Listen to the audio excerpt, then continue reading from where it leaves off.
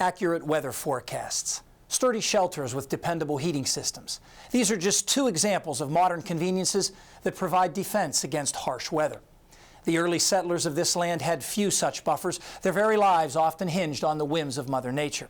And a timely example this week is the Pilgrims, whose very decision to settle in Massachusetts was largely dictated by the weather.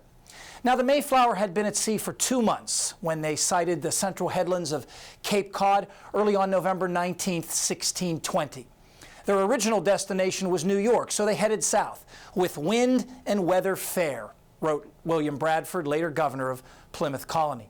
After sailing half a day, they entered an area off the southern tip of Cape Cod with dangerous shoals and roaring breakers, and they conceived themselves in great danger.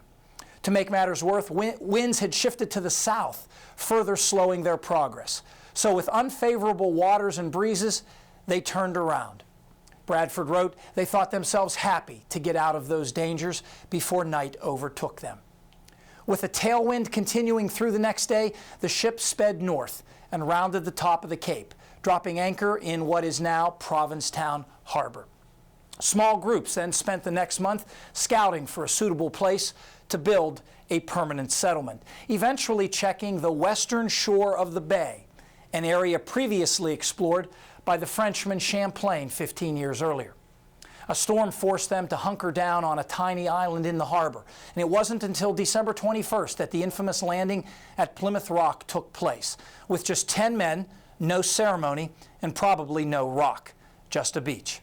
The rest of the Mayflower Company joined them 5 days later. Bradford wrote that the decision to settle at Plymouth was based largely on the weather. Now that the heart of winter was upon us, so that we could not go about coasting without danger of losing men and boat, especially considering what variable winds and sudden storms do there arise. The first winter at Plymouth wasn't that harsh compared to some that followed, but the weather was still more foe than friend, and only about half the group survived till spring. In that first winter, most lived aboard the Mayflower, and the healthy went ashore to work on the settlement, weather permitting. Excerpts from Bradford's writing reveal the typical challenges of a New England winter. January 5th, 1621, it was foul weather that we could not go ashore. February 14th was very wet and rainy with the greatest gust of wind that ever we had since we came forth. March 13th, at 1 of the clock, it thundered, which was the first we heard in that country. The much celebrated first Thanksgiving didn't take place until the following autumn, after the first harvest in the new land. More than 50 Pilgrims and 90 Native Americans took part in that 3-day celebration. I wish you and yours a safe and happy Thanksgiving.